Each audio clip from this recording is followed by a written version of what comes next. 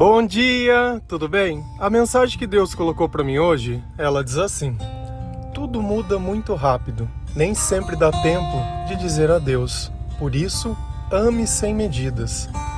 Senhor, tende misericórdia de nós. Perdoa, Pai, todos os nossos pecados. Livra-nos de todo mal. Nos afasta de tudo aquilo que não vem de Ti. Nós agradecemos, Senhor, por mais esse dia, pelo alimento, pelo banho, pelas vestes. Aceita, Senhor, essa nossa oração, esse nosso louvor, pois nós Te amamos, bendizemos, adoramos. Somente Tu é o nosso Deus e em Ti confiamos. Nem sempre dá tempo de dizer adeus. Nem sempre nós vamos acordar e as coisas serão como sempre são. Às vezes a rotina ela vai mudar, o telefone vai tocar, uma notícia ruim ela vai chegar. E como você vai lidar com isso? Como isso vai mudar a sua vida ou não? Certas vezes nós criamos âncoras, são pontos e situações que nós ficamos ilhados por muito tempo questionando. Talvez esperando alguém pedir desculpa, quando nós mesmos poderíamos ter ido lá e resolvido o problema. Nós sempre deixamos a responsabilidade de a paz acontecer na nossa vida na mão de outras pessoas. Ainda mais quando nós achamos que temos a razão. A razão, ela é o tempo da espera. A razão, ela é o motivo pelo qual eu tenho um vale para poder fazer maldade na vida de outras pessoas. A razão, ela não vale de nada. Ainda mais quando eu perco a capacidade de ouvir. Por mais que as pessoas elas possam estar me alertando sobre o meu comportamento, quando eu perco a capacidade de ouvir, eu perco a capacidade de me transformar, de me regenerar. Porque assim como eu não escuto, Deus ele não pode falar comigo. Eu acho que o maior defeito de qualquer cristão não é falar que acredita em Jesus, mas você não poder ver Jesus na atitude dessas pessoas. O Espírito Santo, ele deixa uma alegria dentro do nosso coração. Não é à toa que os discípulos, eles relatavam, após a ressurreição de Jesus, que eles sentiam o coração deles queimando quando o Senhor estava perto, quando o Espírito Santo estava perto. E nós, muitas vezes, ao invés de entregar um sorriso, entregamos uma palavra dura, um comportamento cheio de amargura, sempre agressivo e sempre reativo. Por quê? Porque quando falta sabedoria, falta tudo. Falta tudo. E por mais que o Senhor ele venha nos lapidando, quando nós deixamos de praticar aquilo que Ele nos ensina, nós voltamos a ser nós mesmos. Não existe comida que você coma e dure a vida inteira. Você sempre vai precisar se alimentar. A cura que Jesus ele promete a nós é uma cura espiritual? Sim. Só que se eu volto a praticar tudo aquilo que não vem de Deus, não adianta nada. Não adianta nada. E às vezes nós vivemos uma arrogância entre achar que o amanhã ele vai comportar todos os nossos planos e todos os nossos sonhos, como se o amanhã ele nos pertencesse. Então nós deixamos tudo para amanhã, tudo com preguiça, gastamos o presente, que é o único tempo que nós podemos viver, procrastinando, deixando as coisas para depois ou buscando coisas que não edificam em nada a nossa vida, e aquilo que é importante nós acabamos não fazendo. E na maior parte do tempo nós deixamos de fazer por quê? Porque nós criamos grandes expectativas, Nós queremos sempre um palco, nós queremos sempre reconhecimento. Porque se eu muito faço e ninguém faz nada por mim, ninguém reconhece o que eu faço. Eu achei que nós vivíamos para Deus e fazíamos as coisas para Deus e não para as pessoas. Se a nossa recompensa vem do Senhor, o que você está esperando dos outros? Vivemos uma batalha espiritual. E você espera que os endemoniados reconheçam a sua santidade e o seu amor. Isso nunca vai acontecer. Nunca. Se a gente vai lá em Tiago 4, versículo 14, a palavra do Senhor lá diz assim: vocês nem sabem o que acontecerá amanhã? O que é a sua vida? Vocês são como a neblina que aparece por um pouco de tempo e depois se dissipa. Você já acordou e viu uma neblina? Não está lá encobrindo todas as coisas? Daqui um pouco o sol vem e ela some. Para onde que ela foi? Não sei. Deus ele define também em outras traduções da Bíblia que a nossa vida é como um vapor. Já viu um vapor em cima de uma chaleira, em cima de uma comida? Enquanto ela está quente, aquilo está ali. Daqui um pouco some e simplesmente foi. E a nossa vida é desse jeito. E nem sempre dá para a gente entender quando que essa neblina vai dissipar ou quando esse vapor vai sair.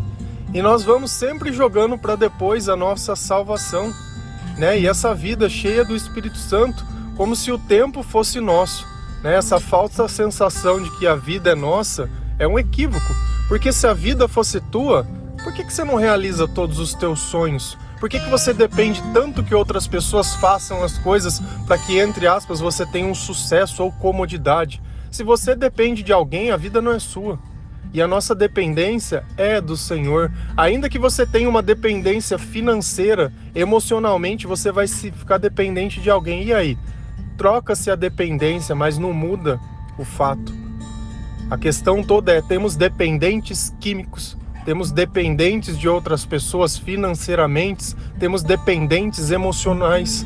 Muda-se a dependência, mas o problema continua o mesmo. Será que um dependente químico é menos dependente ou mais de acordo com a droga que usa? Será que um alcoólatra ele deixa de ser alcoólatra dependendo da bebida que ele bebe? Ou nós estamos falando de comportamentos? E é justamente isso.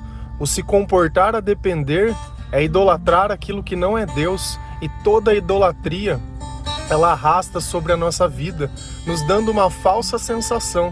Mas o pior de tudo que eu creio na vida da ausência de Deus é a falta de sabedoria.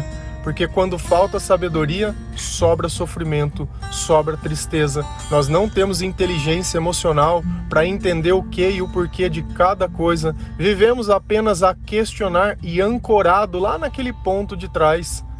Olhando, observando e esperando, e só isso que a gente faz, como se a nossa vida ela não tivesse crédito para nada. É curioso quando a gente começa a ler a Bíblia, começa a ouvir sobre o Noé, sobre o dilúvio, sobre o mar se abrindo, sobre Jesus, e nós dificilmente conseguimos entender que é nesse mundo que nós vivemos que tudo aquilo aconteceu. Nós precisamos trazer Deus para dentro da nossa casa, para dentro da nossa vida, e não apenas achar que nós estamos falando de algo que está longe. Deus está perto. E é nessa certeza que nós temos, nessa proximidade que nós vivemos, que nós começamos a reconhecer o valor de cada pequena coisa. Se Deus te perguntasse, o que é a sua vida? Como ele faz nessa passagem de Tiago 4, o que é a sua vida?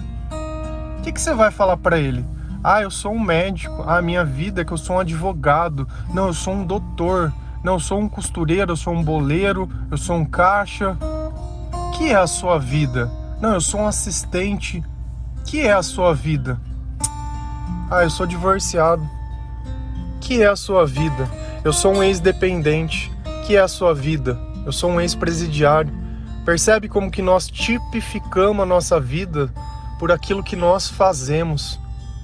Que é a sua vida? Eu sou um cristão que espera a salvação do meu Senhor. Essa é a melhor resposta. E todos que responderem assim estarão iguais.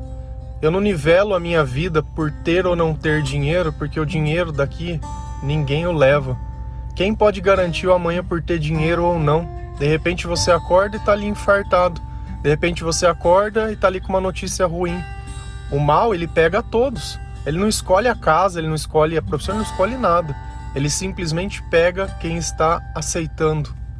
Da mesma forma que nós aceitamos Jesus, entregamos a nossa vida para Ele, cremos que Ele protege a nossa vida e que por aquilo que nós tivermos que passar, nós passaremos dando glória a Deus, assim o mal também escolhe os seus. E é uma escolha individual de cada um. Jesus, Ele não invade a casa de ninguém. E o que hoje é uma coisa, amanhã pode ser outra. Hoje ainda dá tempo, daqui um pouco não tem mais tempo. Hoje a tua condição era uma, amanhã você sofreu um acidente e já mudou tudo de novo. E enquanto a gente podia dar valor e praticar tudo aquilo, depois que perde, fica lá criando planos do que faria. E muitas vezes morre como se nunca tivesse vivido, como se nunca tivesse a oportunidade de mudar. Você sabe por que é difícil mudar? Porque sozinho a gente não muda. Mas quando o Senhor, quando a palavra de Deus, quando o Espírito Santo, quando Jesus Cristo e quando nós começamos a amar o próximo. E o que é o amor? Amar é tolerar, amar é ter paciência, amar é eu falar coisas que edificam a vida das pessoas, amar é eu esquecer a razão e me apegar ao perdão, amar é colocar minha esperança em Deus, amar é cuidar, amar é zelar e não amar apenas aqueles que me fazem bem, muito pelo contrário, amar principalmente aqueles que são intoleráveis, porque quando Deus ele transforma essas pessoas, aí sim nós podemos crer no poder de Deus. E essa ideia de que tem certas pessoas que são boas, tem certas pessoas que não falam, tem certas pessoas que não se deixam evidenciar, mas o mal, ele é mal. Simples assim. Se não tem Jesus, não adianta a gente ter grandes expectativas, porque cedo ou tarde. Não é à toa que quando uma pessoa bebe, parece que ela cria uma nova personalidade. Ela não cria, ela simplesmente tira a máscara. Com o que o coração bêbado fala, é a mesma boca que está cheia, muitas vezes, de medo, de insegurança, de incerteza, ou quer dar manutenção da aparência, não diria. Mas é sempre assim.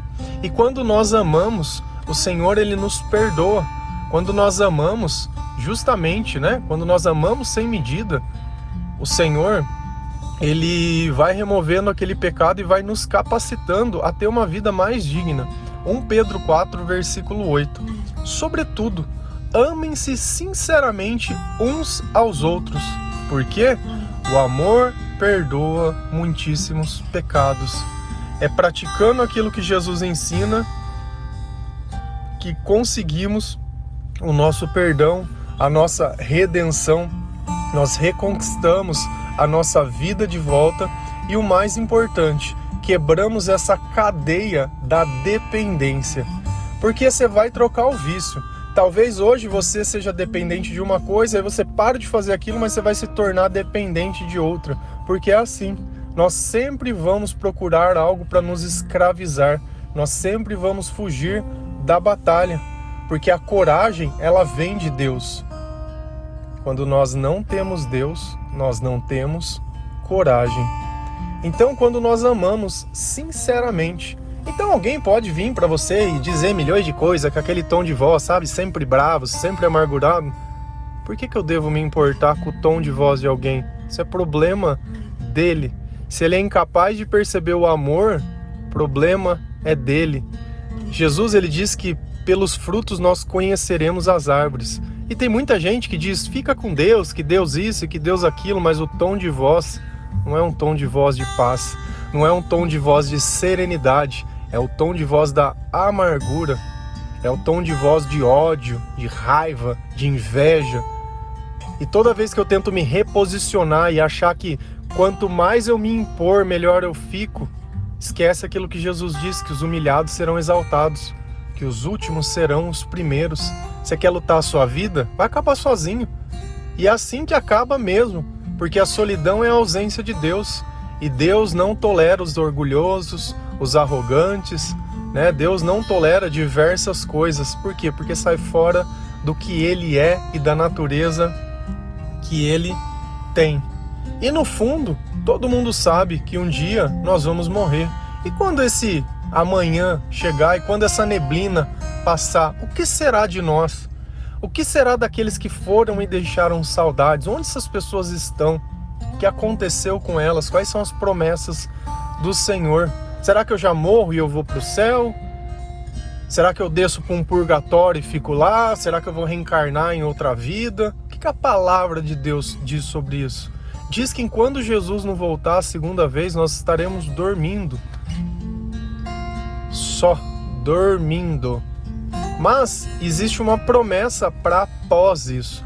Se a gente vai lá em 2 Coríntios 5, versículo 1, a palavra diz assim: de fato, nós sabemos que, quando for destruída esta barraca em que vivemos, que é o nosso corpo aqui na terra, Deus nos dará para morarmos nela uma casa no céu.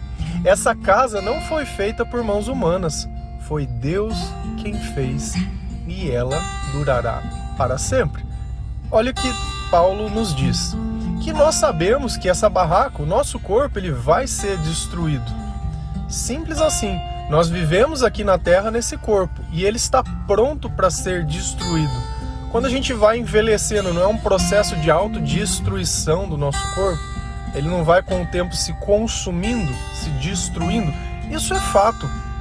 Que esse corpo que nós vivemos é perecível, que nós devemos amar as pessoas enquanto nós podemos, que nós devemos perdoar enquanto nós podemos, porque depois disso não adianta nada. Como diz lá em Eclesiastes, é melhor um cachorro vivo que um leão morto. Então não adianta a gente ficar criando expectativas de que o outro tenha que fazer algo que eu posso fazer. Não, eu faço. Por quê? Porque eu não sei o dia de amanhã. E eu sei que eu posso, assim como estou hoje, amanhã não está, ou outra pessoa não está. E depois fica aquele arrependimento para o resto da vida. E para que eu vou carregar isso dentro de mim se eu tenho tempo para fazer diferente? Para que eu vou ficar criando problema que eu não tenho? Então, quando esse corpo nosso for destruído, Deus ele vai nos dar uma morada no céu e uma casa que ele fez com as próprias mãos e durará para sempre. Então, essa é a salvação que nós esperamos e nós cremos. Esse é o céu, esse é o lugar que nós queremos estar. Paulo, se você quiser ler, é muito interessante esse 2 Coríntios 5, que ele vai continuar falando também que enquanto nós esperamos que isso aconteça, nós sofremos. Por quê? Porque a nossa natureza e a nossa vontade é estar perto de Deus. E muitas vezes, quando nós não oramos e nós não praticamos isso, nós vivemos longe de Deus. Então, apesar da brevidade da vida, a oração ainda ela consegue trazer um pedacinho do céu para mais perto de nós. Agora, não se apegue a nada desse mundo, não dependa de nada desse mundo, esteja sempre dependente do Senhor. Por isso ele me disse, olha, ame a mim acima de todas as coisas desse mundo. Ame a mim. E o próximo você ama também. Me ajuda a te ajudar. Então esse é o segredo de tudo, porque tudo muda rápido demais. Amém? Que Deus abençoe cada um de vocês. Que o Senhor possa te dar sabedoria para compreender essa mensagem. Que o Senhor possa trazer tranquilidade para a sua vida. Quando uma pessoa morre, ela não está nos deixando.